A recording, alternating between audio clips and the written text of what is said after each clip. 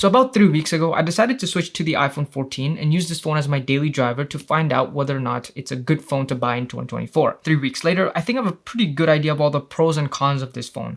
And they're actually not a lot. They're mostly pros, which is a good thing, but I still don't feel comfortable recommending this phone. And I'll talk about that throughout this video. You see, when it comes to build quality, it's actually built pretty well. It has Gorilla Glass on the back and ceramic shield glass on the front, which is supposed to be more shatter resistant than just normal Gorilla Glass. And actually the back glass is replaceable this time. This is the first iPhone to have that feature. Or actually, it's kind of weird that I call this a feature, even though it should just be like standard on all phones, but what can we do?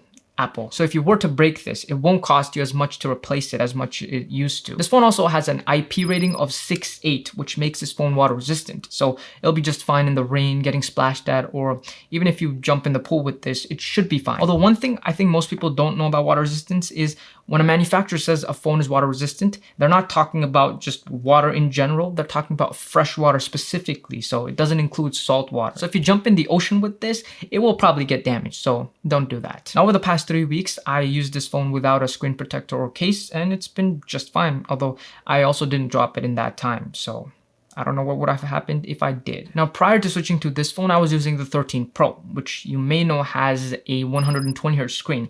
And this phone does not. It has a 60Hz screen. And in simple words, the difference is basically that 120Hz just looks a lot more smoother when you use the phone. Animation and any kind of movement on the screen feels and looks smooth. And this is one of the things I was worried about switching to this phone. However, honestly, for the most part, my experience has been pretty good. I actually didn't really notice a big difference, at least when I'm just normally using the phone and not trying to see the difference. And that's simply because animations on iOS in general are pretty smooth. So regardless of what iPhone you're using, they feel pretty good and smooth. So this phone still feels very fast and responsive. The screen also gets very bright, goes all the way up to 460 nits, which may not sound very good compared to the phones that are coming out these days, but it is bright enough to see the screen outdoors without a problem. And of course, it also gets dark enough to be able to use it indoors, pretty much any situation. And since this is a 6.1-inch screen, I think it's big enough to be able to comfortably type on the phone and use it with 1 or 2 hands, whatever works better for you. And this being an OLED screen also looks pretty good, has those deep blacks,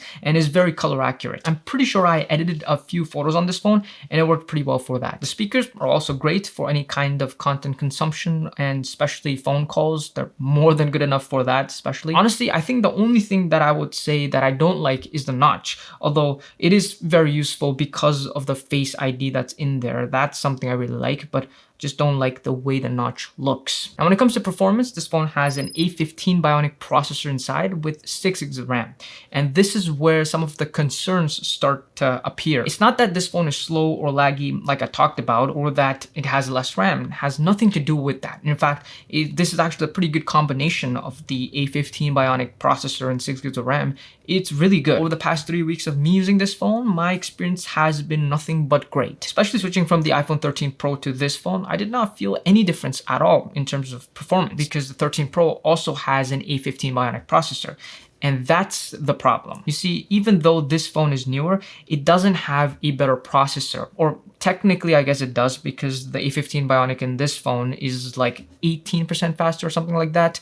So technically, yes, but it's not really noticeable, honestly. But yeah, other than that, this phone performs very well. I used this phone just like I use any other phone and had zero problems. And I'm confident enough to say that you also won't have any problems. Even if you play like very intensive games, this phone should be able to handle pretty much everything very well. And of course, for everyday tasks like calling, texting, browsing, scrolling on social media, stuff like that, this phone will have no problem. This phone also has 128 gigs of storage, which I think is also pretty good. Typically, people tend to use their phones for 2, 3, sometimes 4 years.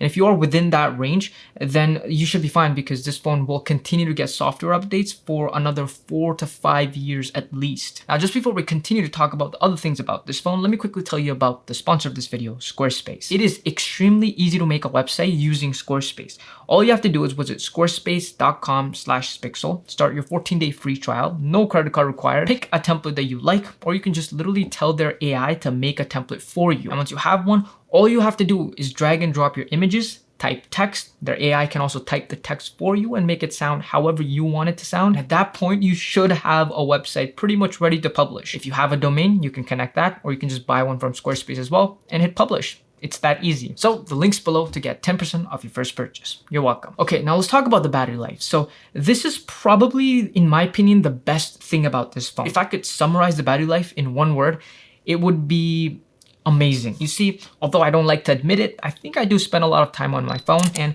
I've been averaging around 5 hours of screen on time, sometimes up to 6, 7, sometimes 4. But regardless of what my screen time has been, I have not been able to kill this phone in a single day. The closest I've gotten is 17%. That's the amount of battery that was remaining in this phone. At that point, I was at 7 hours and 40 minutes of screen on time, which is very unhealthy, but it goes to show how good the battery life is on this phone. Now, this doesn't necessarily mean that you will be able to get like 10 hours of screen on time or even the same as me, because for the most part, I was not using 5G. I was on Wi-Fi, on auto brightness, and I wasn't using Google Maps or even the camera a lot, things that tend to use a lot of battery. So had I used those things, my screen on time would have been a lot different. But even then, I think I would be able to average around 5 hours of screen on time, which I think is pretty good. So although your usage may vary and your results may be different, I think this phone should be able to get you through your day on a single charge, which is what's important. All right, now let's talk about the cameras. So this phone has 3 in total, 2 on the back and one of them is on the front. So on the back, there is one main wide angle camera. It's a 12 megapixel camera,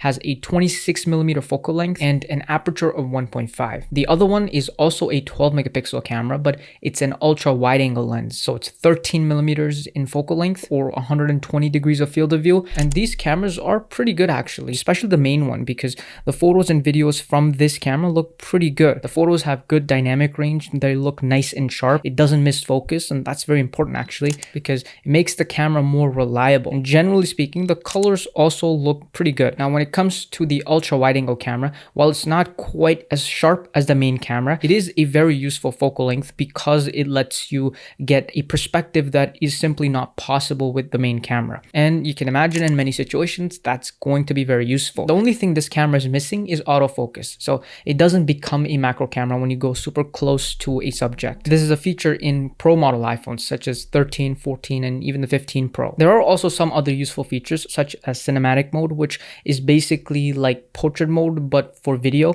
And there is also portrait mode for just normal photos, which also looks very nice. And then you also have things like photo styles, which are kind of like filters, but not really. They're slightly different. They impact more of the colors of your photos, the warmth or the coolness of the photos. And then probably the other useful thing this phone also has is night mode. So whenever you're in a low light situation or a dark environment, it will automatically turn on and it will take a long exposure shot. So it helps you get brighter photos in low light without using the flash, although you still have the flash in case you need it. Even the selfie camera is pretty good, and this one actually has autofocus, which is something other older iPhones do not have. But the only thing that bothers me about this is that a lot of these features are already on the iPhone 13, for example, and even the 13 Pro. And in some ways, the 13 Pro may actually be better than this phone because it has some pro features that this phone doesn't have. For example, being able to shoot RAW photos. So you see, overall, what I've been able to conclude is that in 2024, the iPhone 14 is still a really good phone, but the only problem, I think, in my opinion, is that there are other phones that exist at different price points, but very similar features that make it very difficult to justify buying this phone. I'm especially talking about the iPhone 13. There are a lot of similarities between the two phones. And considering the price difference, it may not be worth it to pay the extra amount to get the few extra features that you do get with this phone. So honestly, I think unless you're buying the 14 Plus, it might be worth checking out the 13 before you fully commit to buying this phone. But yeah, that's all for this video, and I'll see you later.